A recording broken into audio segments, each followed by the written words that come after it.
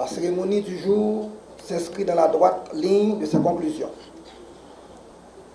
Le caractère transversal du ministère de l'Économie et des Finances en fait un point de passage obligé pour toute activité de réforme, soit en tant que facilitateur, soit en tant qu'initiateur.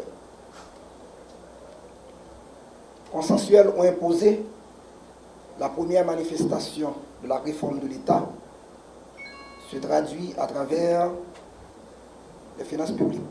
Des manuels d'exécution et d'élaboration du budget ont été élaborés.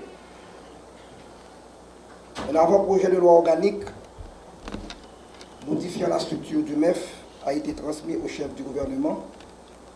Et parmi les innovations dans ce document figure la création de la Direction générale du Trésor et de la comptabilité publique. En attendant la sanction finale de ce document, il a été décidé de nommer un directeur général adjoint chargé de la gestion de la trésorerie et de la comptabilité publique. Comme vous le savez, cette mission est confiée à M. Jean-Donat André. Fonctionnaire chevronné, blanchi sous le harnais, il a la particularité d'avoir effectué avec brio le passage du cadre d'une entreprise publique à fonctionnaire, un fonctionnaire de service de l'administration centrale. Mesdames et messieurs, dans le domaine douanier, une évaluation de l'administration générale des douanes a été effectuée par l'Organisation mondiale des douanes. Un cadre stratégique de la réforme a été préparé par le bureau du secrétaire d'État. Diverses activités ont été entamées. Plusieurs autres attendent la fin du processus d'approbation du code douanier. Des projets pour le renforcement et la modernisation des opérations de l'AGD ont été approuvés. Le financement étranger a permis de réaliser plusieurs sessions de formation. Une impulsion nouvelle a été donnée avec la nomination du secrétaire d'État à la réforme fiscale et douanière. Monsieur Rénal Eugène, vous avez la délicate mission d'assurer au titre de directeur général adjoint le suivi de la réforme de l'AGD. Je suis sûr que vous serez à la hauteur de la tâche. De plus, l'analyse de votre dossier a permis de constater un parcours administratif sans faute. Sous peu, vous recevez votre feuille de route du secrétaire d'État à la réforme fiscale, car c'est lui qui pilote cette réforme. Directeur général, Monsieur le directeur général Hérol Etienne, Monsieur le directeur général Faustin Jean-Baptiste, vous disposez maintenant de 2 nouveaux adjoints sur qui vous pouvez compter pour vous aider à accomplir votre lourde tâche. En effet, ils disposent des capacités administratives adéquates pour ce faire. Mesdames et messieurs les fonctionnaires du MEF, je voudrais profiter de cette opportunité pour vous rappeler une réforme de la fiscalité, une réforme des finances publiques de l'État n'est pas faite uniquement dans l'intérêt de l'administration. À tort, la fiscalité parle le plus souvent des devoirs du citoyen, mais n'oublions pas, nous ne devons pas l'oublier, que ce citoyen auquel il est fait référence a aussi des droits et que l'administration doit s'organiser pour lui permettre de jouir de ses droits.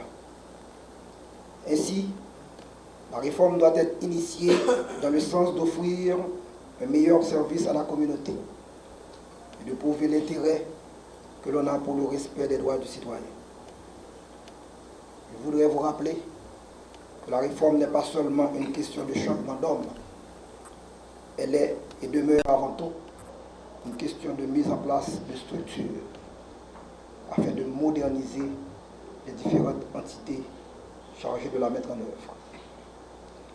J'espère que vous vous souviendrez toujours de ces principes dont dans toutes vos prises de décision.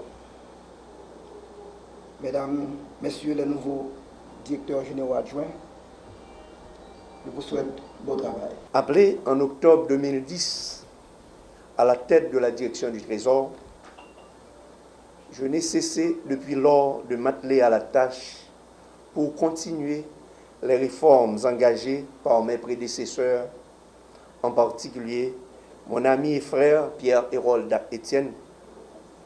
Réformes qui consistent à renforcer le système de la comptabilité publique et à améliorer la gestion de la trésorerie de l'État. Dès ma prise de fonction, j'ai mesuré l'importance de la mission et des lourdes responsabilités qu'elle implique. J'ai vite compris que je dois non seulement maintenir la trajectoire des réformes engagées, mais également porter cette direction à sa plus haute performance pour une nouvelle vision de bonne gouvernance. En effet, ils sont nombreux, les défis pour assainir les finances publiques et rendre plus transparente la trésorerie. Je me réjouis d'avoir avec moi une équipe guidée par la même vision de changement et qui travaille sans relâche vers un objectif commun malgré les contraintes et obstacles rencontrés. Aujourd'hui, la direction du Trésor aborde un tournant important dans son histoire, un point de non-retour. Le bateau navigue dans les eaux profondes et houleuses que constituent l'implémentation des 10 grands chantiers du compte unique du Trésor, la création et la structuration des 5 catégories de postes comptables. Je veux citer les postes comptables ministériels et des institutions indépendantes, les postes comptables des administrations financières, les postes comptables départementaux, les postes comptables des organismes autonomes et le poste comptable central. Le recouvrement des recettes des ministères et institutions générateurs de revenus par la vente de biens et services, la création des régies de recettes et la nomination des régisseurs, la gestion des opérations de trésorerie sur la base des principes de l'unité de caisse et de l'unité de trésorerie, la transformation de la direction du Trésor en une direction générale. Tels sont les grands défis à relever qui nécessitent du temps, beaucoup d'engagement, de dévouement, de savoir-faire, d'information et de formation. Je m'engage à mettre en œuvre toutes mes potentialités pour être à la hauteur de cette grande mission. Une fois de plus, je réaffirme ma conviction dans le travail collectif et participatif et avec l'aide de Dieu, je reste déterminé à poursuivre les réformes dans l'intérêt du gouvernement et du pays tout entier. Le gouvernement veut une autre douane, une douane moderne, une douane dynamique, capable de s'adapter aux changements et à l'évolution du monde commercial international. Une douane performante qui s'assure de contrôle efficace des flux commerciaux pour générer des recettes importantes en vue d'alimenter le budget national. Une douane professionnelle avec des fonctionnaires professionnellement qualifiés ayant un niveau élevé d'éthique et qui sont prêts à répondre de façon efficace et efficiente aux nouvelles attentes des usagers des services douaniers en temps réel en vue de permettre à notre pays de s'assurer d'une place enviable dans le domaine de la compétitivité. La naissance de cette nouvelle douane, dont je viens de citer quelques-unes de ses caractéristiques, doit nécessairement passer par des changements en profondeur d'ordre structurel, opérationnel, légal, réglementaire, environnemental au regard de la situation actuelle. Premièrement, une nouvelle structure organisationnelle devra être envisagée avec la création de nouvelles unités rattachées à la direction générale, ainsi que des structures régionales ou zonales pour une meilleure coordination des actions de la GD sur le terrain, sans oublier le point focal qui est la séparation des fonctions stratégiques avec des activités opérationnelles. Deuxièmement, la mise en œuvre d'un nouveau code douanier assorti des arrêtés d'application ayant des provisions appropriées pour permettre à l'administration générale des douanes d'entrer effectivement dans l'ère de l'administration moderne sur une base légale et réglementaire en vue d'atteindre l'objectif qu'elle s'est fixé pour 2014, à savoir la dématérialisation des procédures de dédouanement dans le cadre d'une douane totalement intégrée et efficace qui deviendra à terme un instrument rentable de politique fiscale et commerciale. À côté du code douanier, l'administration devra aussi se doter d'une loi organique qui réglemente son fonctionnement et son organisation. L'adoption de certaines conventions clés pour le fonctionnement de la douane, comme la Convention de Kyoto révisée, doit être considérée pour compléter l'arsenal juridique de la douane haïtienne.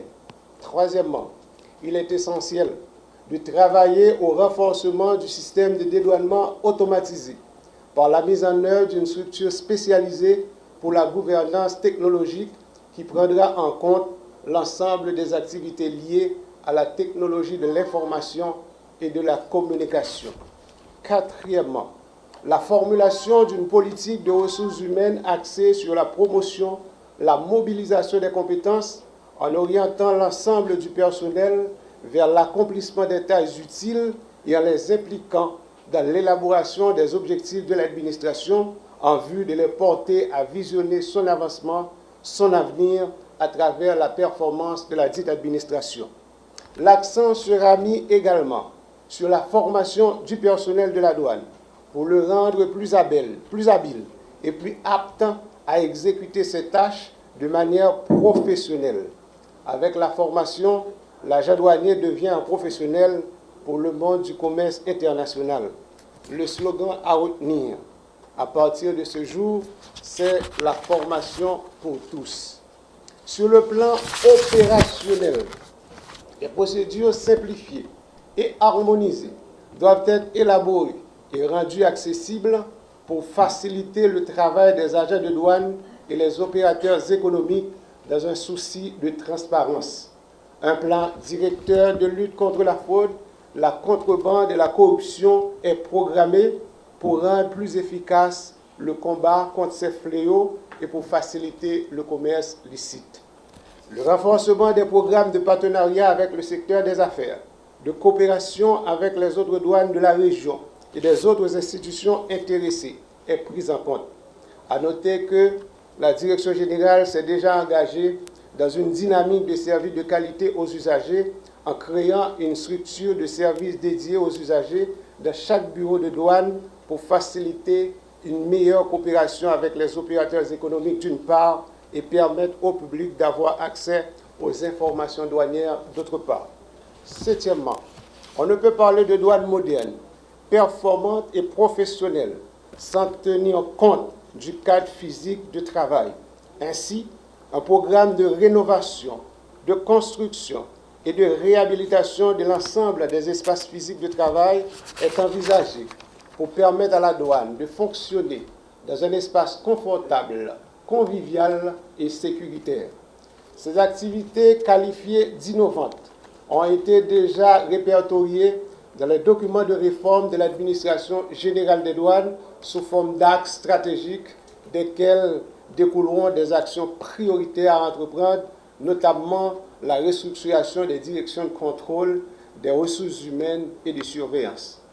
La matérialisation dans les faits des dites activités nécessite la collaboration, le support, la coopération et l'appropriation de tous les acteurs impliqués dans les questions douanières en Haïti, qu'il s'agisse des membres du secteur privé ou secteur des affaires, qui ont besoin d'une douane consciente des frais commerciaux liés au temps de dédouanement, qu'il s'agisse du gouvernement, qui attend que la douane génère des recettes substantielles pour alimenter les caisses du trésor public, qu'il s'agisse du personnel douanier, qui a besoin d'un statut particulier pour valoriser son travail. Je m'arrête ici pour ne citer que quelques-uns.